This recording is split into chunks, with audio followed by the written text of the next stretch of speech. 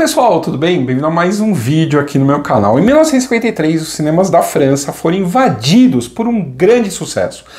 O filme girava ao redor da história de um bando de criminosos que aterrorizavam uma terra árida e sem lei, onde os poderosos mandavam, até que o amor de uma moça causou um conflito entre eles. Parece a trama de um faroeste, mas não é. Eu estou falando do filme O Cangaceiro, que ganhou o prêmio Melhor Filme de Aventura do Festival de Cannes de 1953 e é considerado o primeiro filme a lançar o cinema brasileiro no exterior. O cangaço, retratado no filme, foi um fenômeno social do interior do Nordeste que acabou romantizado na cultura popular brasileira do mesmo jeito que o modo de vida do oeste norte-americano foi nos Estados Unidos.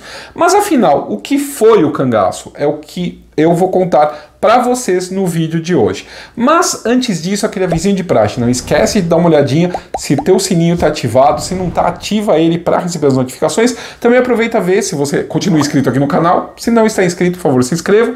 E para ajudar o canal, você pode dar like, dislike, deixar seu comentário aqui embaixo e compartilhar esse e outros vídeos, ou então entrar para o clube do canal e ajudar financeiramente o canal, também com o Pix que está aparecendo aqui na tela. Então vamos ao vídeo de hoje. O cangaço, ele surgiu no Nordeste em meados do século XIX. O termo cangaceiro já era conhecido desde 1834 como uma forma pejorativa de se referir a pessoas que não se adaptavam à vida nas grandes cidades costeiras e preferiam o sertão.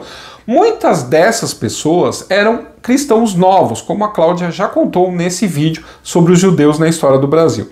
O termo cangaceiro, com o tempo, passou a ser usado para designar os bandos de criminosos armados seminômades que andavam pela região da Caatinga, atacando os fazendeiros. Acredita-se que a origem da palavra cangaço esteja relacionado à canga, a peça de madeira que ia sobre os ombros dos bois que puxavam os carros de bois.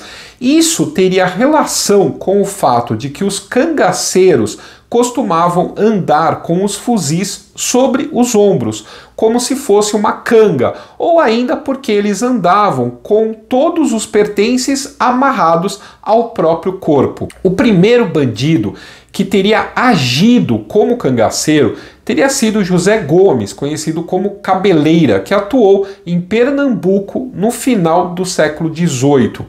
Mas o cangaço, como fenômeno social, só tomou impulso a partir da década de 1870. Nessa época, a situação econômica e social no sertão nordestino era terrível, era uma verdadeira terra sem lei, onde o que valia era o poder dos grandes proprietários de terras, os chamados coronéis. Eles mandavam e desmandavam com a ajuda dos jagunços, que eram homens armados contratados para fazer o que os senhores dissessem para fazer. E isso incluía aterrorizar os trabalhadores rurais e pequenos lavradores que entrassem no caminho dos coronéis. O coronel queria um pedaço de terra que não lhe pertencia? Não tinha problema. Os jagunços iam lá, invadiam a terra, roubavam a terra, muitas vezes chacinavam a família que morava naquela propriedade e a propriedade passava a pertencer ao coronel. Se você acha que adiantava reclamar alguma coisa para as autoridades, não adiantava. A polícia, em geral, também só fazia o que o coronel queria. Enquanto isso, os políticos que pertenciam às classes mais abastadas, porque só elas tinham dinheiro para ele ser candidato, eles tinham interesse em proteger os coronéis. Isso se essas famílias não fizessem parte desse grupo dos coronéis. Então, os mais pobres, eles não tinham proteção nenhuma. Tudo isso era agravado pela ausência de ações do poder público e pelas constantes secas. Dessa maneira, havia um sentimento geral de desamparo, de abandono do povo por parte das autoridades. A escolha era entre se sujeitar a ser oprimido pelos mais poderosos, ir embora para passar fome em alguma cidade grande ou então abandonar a lei de uma vez e fazer justiça com as próprias mãos. Esses bandidos, os cangaceiros, eles começaram a se reunir em grupos que iam de um lugar para o outro, invadindo fazendas, vilarejos e até cidades, saqueando, agredindo, estuprando e matando. Já que as leis não os protegiam, então eles também não davam a mínima para as leis. Simplesmente iam lá e tomavam o que queriam, como os coronéis faziam. Para quem já tinha perdido tudo, essa era uma saída tentadora, até porque permitia se vingar de quem tinha cometido atrocidades com eles. Muitos cangaceiros entraram para essa vida depois de ter perdido as terras para os jagunços ou visto membros de sua família serem assassinados por eles. Esses grupos raramente eram muito grandes, em geral tinham até 15 homens. Mulheres se juntavam a eles às vezes, mas isso era bem incomum. A razão para manter os bandos pequenos era que assim ficava mais fácil se esgueirar na caatinga, que eles conheciam muito bem, tanto para fugir quanto para emboscar os inimigos. Eles normalmente não se fixavam num lugar só e eram muito bons em esconder seus rastros, o que era uma questão de sobrevivência para eles. Outra característica marcante do cangaço é a maneira como eles se vestiam. Como eles andavam na caatinga, que tem uma vegetação composta por muitos cactos e espinheiros e com pouca sombra, eles precisavam de roupa que os protegessem. Então, eles usavam roupas de brim resistente em cores terrosas para se misturar com a paisagem e mangas compridas. Alguns usavam peças de couro, que são a roupa típica dos vaqueiros do sertão. Em geral, eles mesmos costuravam suas roupas e alguns eram bons costureiros e sabiam até mesmo bordar. O chapéu também era de couro ou feltro de abas largas e com a frente dobrada. Era um modelo tão característico que ainda hoje é conhecido no Nordeste como chapéu de cangaceiro. Nos pés eles usavam alpercatas, um tipo de sandália de couro reforçada aberta na frente. Também era comum eles usarem um lenço no pescoço que podia ser amarrado no rosto para se proteger da poeira ou se disfarçar. Além disso, eles precisavam levar consigo tudo o que possuíam, daí a importância do bornal, uma espécie de bolsa de tecido com alça larga e vários bolsos. Cada um, em geral, carregava 2 bornais, um de cada lado, um para alimentos e outro para roupas. Uma outra bolsa, a capanga, feita de couro, servia para levar remédios, produtos de higiene e beleza, fumo e também objetos de devoção, como medalhas de santos, patuás e velas. Ainda fazia parte do equipamento as cartucheiras, que são cintos com munição. Alguns chegavam a usar 4, 2 na cintura e 2 cruzadas no peito, cada uma com cerca de 50 balas. Todo o equipamento ficava acima da cintura. Assim, eles ficavam com as pernas livres para correr, pular obstáculos ou montar a cavalo. O armamento deles consistia em rifles e também revólveres, conhecidos como parabelo, além de armas brancas. A mais comum era uma faca fina e comprida, que era originalmente usada para cortar peixes, por isso ficou conhecida como peixeira. Muitos também levavam consigo punhais. Vamos deixar mais uma vez muito claro: os cangaceiros eram criminosos que não tinham o menor problema em matar e destruir para conseguir o que queriam. Mas para a população mais pobre, que não tinha nada que pudesse interessar a esses cangaceiros, porque não tinham literalmente nada a perder, eles não eram só isso. Numa terra onde o poder público praticamente não existia, a não ser para beneficiar os coronéis, os cangaceiros eram vistos como justiceiros, pessoas que tomavam a justiça nas suas próprias mãos.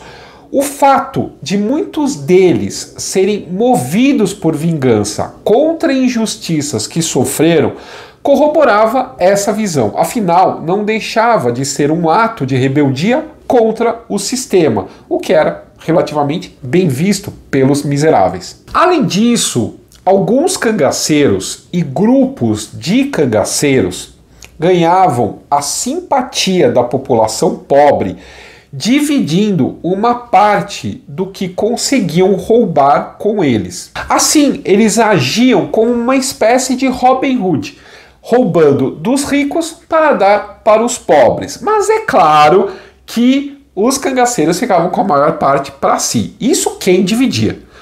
Por causa disso, muitas pessoas estavam dispostas a ajudar a acobertar os cangaceiros, dando comida e abrigo quando eles precisavam. Essas pessoas eram chamadas de coiteiros. É interessante que não só pessoas muito humildes eram coiteiros, mas também fazendeiros que preferiam ter os cangaceiros como aliados, ajudando a combater outros coronéis inimigos, do que tê-los como inimigos, os cangaceiros como inimigos.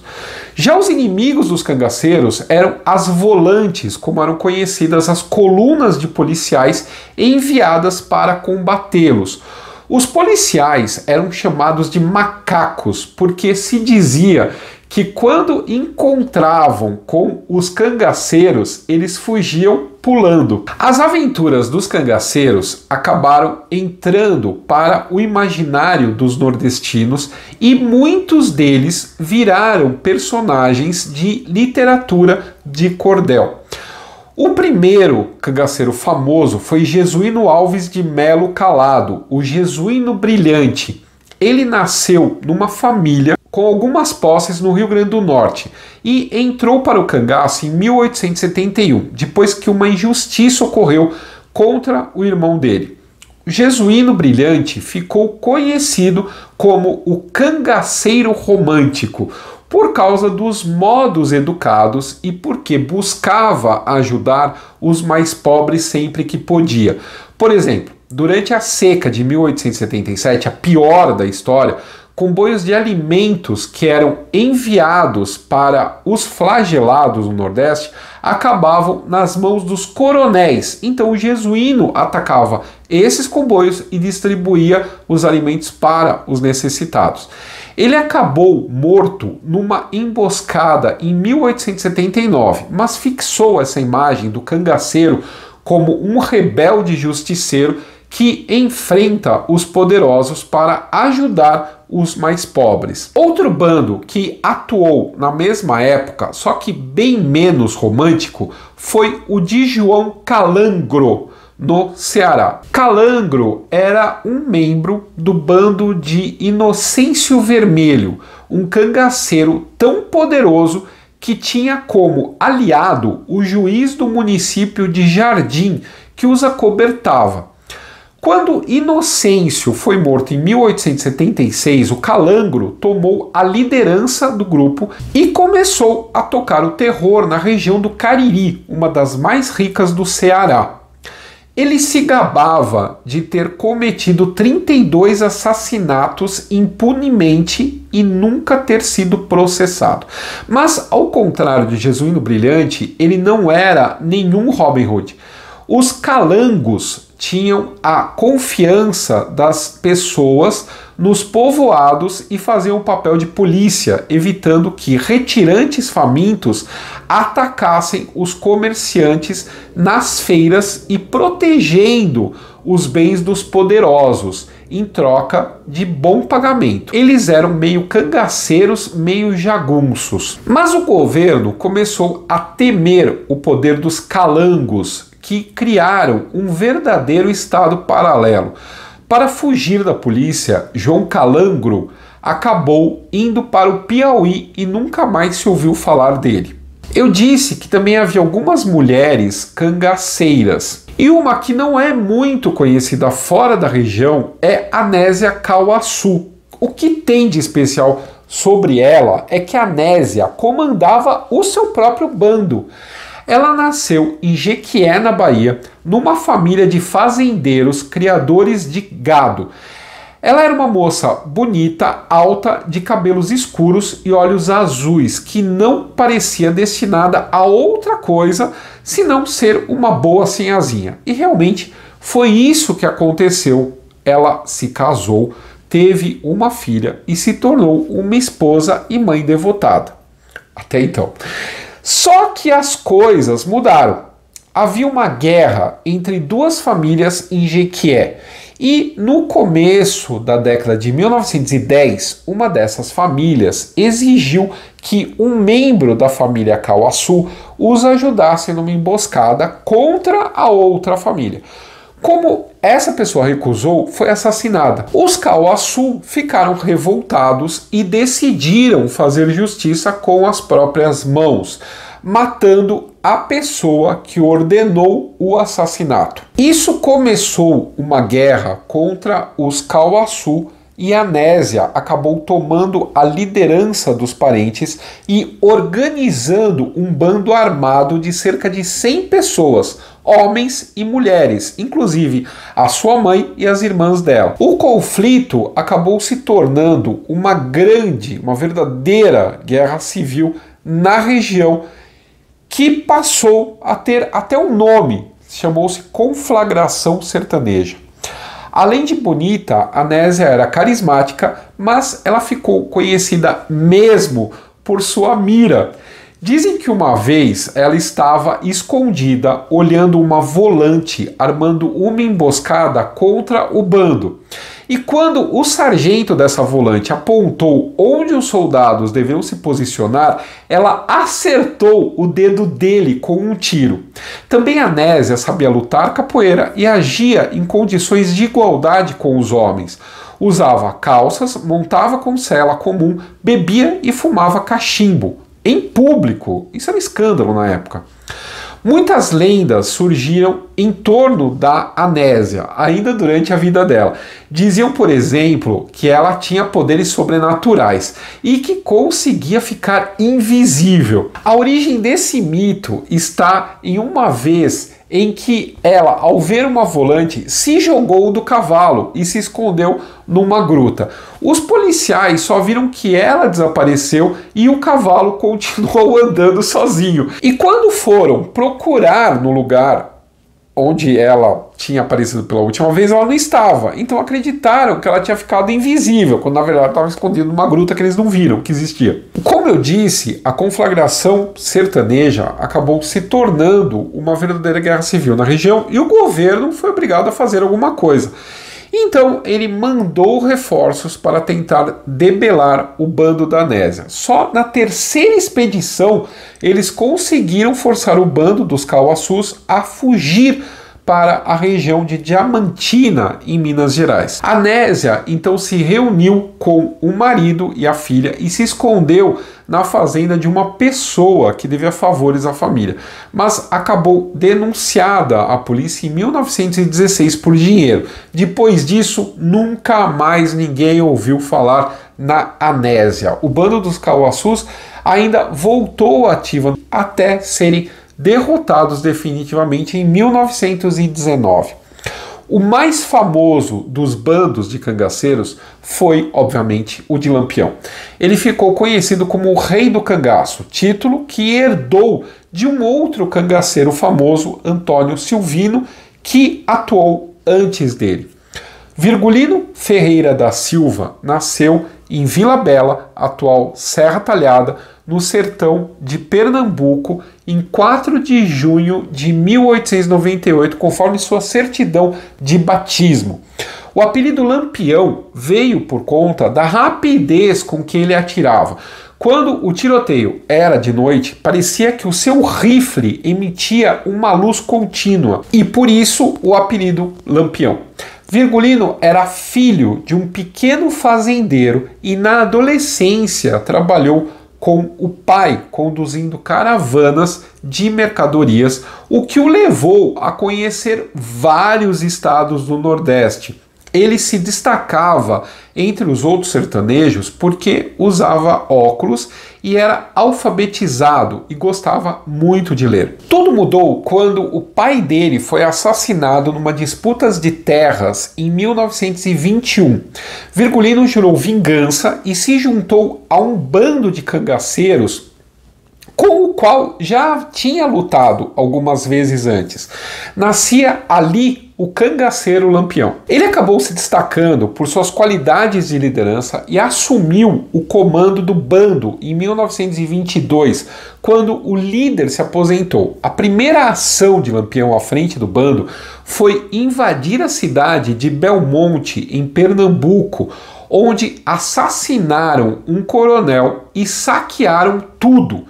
Depois eles cruzaram para Alagoas, onde atacaram outra cidade, e isso foi se repetindo.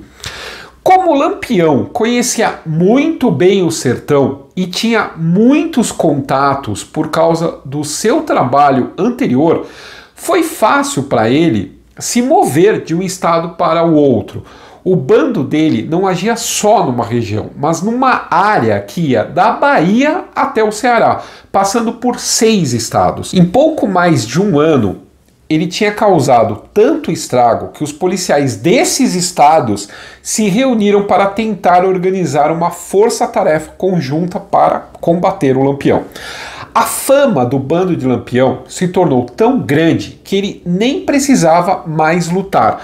Bastava anunciar que ia atacar uma cidade que os poderosos locais já se juntavam para oferecer dinheiro em troca de serem deixados em paz. Até militares entravam em contato com o Lampião para negociar venda de armas do exército para ele. Assim, o bando de Lampião foi se tornando muito rico e dado a luxos, como perfumes, joias e lenços de seda. O próprio Lampião usava um relógio de bolso de ouro da marca Patek Philippe, provavelmente roubado de algum dos coronéis que ele assassinou pela sua trajetória. Outra distinção do grupo eram os bornais com bordados elaborados. Essa tradição começou quando o braço direito de Lampião, o Cristiano da Silva Cleto, o Corisco, foi ferido num combate.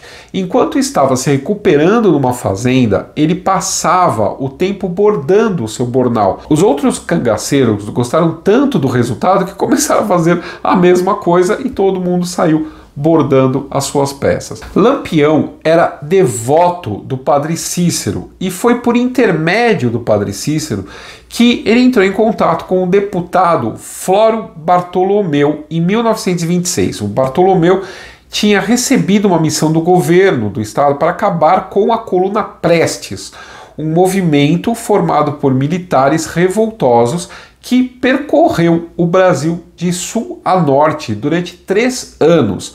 Mas ele falhou e, no desespero, ofereceu a Lampião a patente de capitão e uma anistia a seus crimes em troca de um bando combater a Coluna Prestes. Lampião então partiu para Pernambuco à caça dos revoltosos, mas ao chegar lá, acabou sendo confrontado pela polícia. Então ele percebeu que a patente de capitão e a anistia dada não tinha valor oficial nenhum e deixou tudo para lá. Lampião ficou com as armas que recebeu e voltou ao banditismo.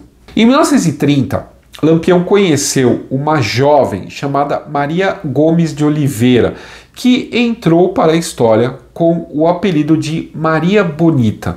Ela vivia num casamento infeliz e quando o cangaceiro ofereceu a ela a chance de seguir com ele, não pensou 2 vezes. Os dois tiveram uma filha em 1932 chamada Expedita, que ainda está viva atualmente com 90 anos. Lembrando que esse vídeo é de 2023. Maria Bonita foi a primeira mulher do bando. E depois disso, vários outros cangaceiros também começaram a levar suas companheiras para dentro do bando com eles. Mas, ao contrário da Anésia Cauaçu, elas tinham um papel secundário no bando. Embora muitas delas fossem tão capazes quanto os seus companheiros na hora da luta. A fama duradoura de Lampião se deve em boa parte ao longo tempo em que o bando atuou, mas também ao trabalho de um fotógrafo libanês chamado Benjamin Abraham. Ele conquistou a confiança de Lampião quando trabalhava como secretário para o padre Cícero. Em 1934, convenceu o cangaceiro a deixá-lo registrar o dia a dia do bando. Abraão aprendeu a usar uma câmera cinematográfica e não apenas fotografou, como filmou o cotidiano deles, incluindo os bailes que eles davam no meio da caatinga. Essa experiência criou uma série de imagens icônicas da estética do cangaço e serviu de base para um livro e um filme, ambos chamados Baile Perfumado. Lampião encontrou o seu fim em 1938 em Sergipe. No dia 27 de julho, o bando estava acampado na fazenda Angicos, hoje no município de Poço Redondo, quando foram surpreendidos por uma volante da polícia. O ataque foi tão rápido que os cangaceiros mal puderam se defender e Lampião foi um dos primeiros a morrer. Maria Bonita também foi ferida e acabou decapitada ainda viva. Poucos conseguiram escapar. Os policiais estavam com tanto ódio que decapitaram e mutilaram os cadáveres. As cabeças de Lampião, Maria Bonita e dos outros cangaceiros foram salgadas e carregadas por várias cidades do Nordeste até acabarem em Salvador. Por muitos anos, parentes dos cangaceiros lutaram para dar um enterro digno a eles, o que só ocorreu em 1965. Corisco e sua mulher Dadá estavam com outra parte do bando e voltaram para se vingar, degolando a família do fazendeiro que se acreditava ter denunciado Lampião e o seu bando. Os dois acabaram mortos, Dadá e Corisco, em 1940, e com eles teve fim o período do cangaço na história. Mas ele nunca acabou na cultura popular. Esse ainda é um dos temas mais frequentes na literatura de cordel e na arte popular, especialmente no Nordeste. Cangaceiros são personagens importantes no Alto da Compadecida, por exemplo, a peça do Ariano Suassuna, que acabou virando filme, e também no romance Fogo Morto, de José Lins do Rego, entre diversas outras obras da literatura. Eles também foram tema de minisséries de TV e de histórias em quadrinhos. O cinema foi um dos que mais se utilizou da imagem do cangaço.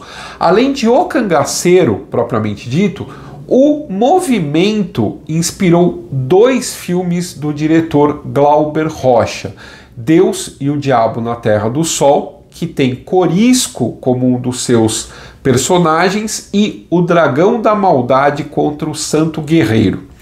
Muitos outros filmes de aventura das décadas de 1950 e 1960 tiveram cangaço como tema, criando um movimento conhecido como Nordestern, por causa da inspiração, nos filmes de faroeste norte-americanos, os westerns. E o que você aí que está assistindo, acha dos cangaceiros? Para vocês, eles eram heróis ou vilões? Bandidos ou vítima da situação social em que viviam? Conte aí pra gente nos comentários. Um abraço, até o próximo vídeo.